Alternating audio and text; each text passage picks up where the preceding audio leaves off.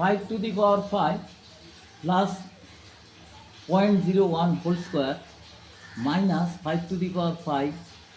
minus 0.01 whole square equal to 5 to the power x হলে x এর মান নির্ণয় করতে হবে।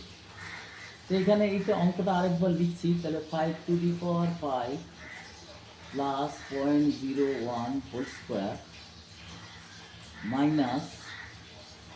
5 to the power 5 minus 0.01 এর whole square equal to 5 to the power x। এখানে দেখো এটা যদি আমরা a ভাবি, এটা যদি b ভাবি, তাহলে a plus b whole square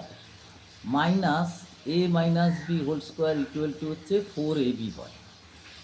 অর্থাৎ এইটা a, এটা যদি b ভাবি তাহলে আমাদের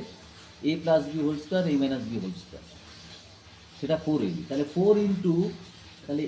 a মানে হচ্ছে 5 ইন্টু b মানে হচ্ছে 0.01, বাট এইটার রেজাল্ট একবারে হয়ে গেল 5 to the power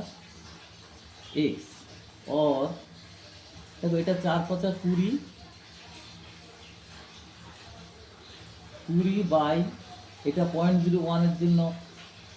100 equal to হচ্ছে 5 to the power x 4ab। और তাহলে আমরা লিখতে পারি এবার 5 to the power x equal to হচ্ছে, এটা আমরা কাটাকুটি করতে পারি 5 5 20 100,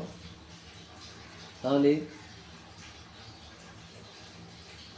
4ab 0.01 ঠিকই আছে, 5 to the power 5 এখানে একটা 5 হবে, তাহলে 5 to the power যদি 5 হয় তাহলে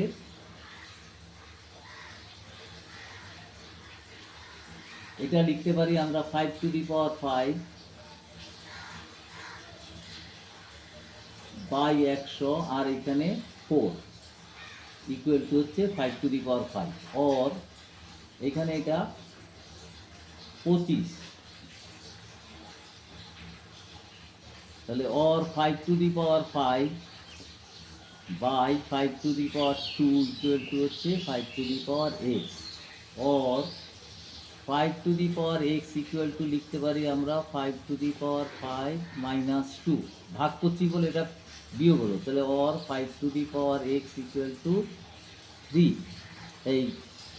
5 to the power 3, তাহলে নিদান সমান, তাহলে পাওয়ারও সমান হবে, তাহলে x ইকুয়াল টু হবে 3, x এর মান 3 হলো।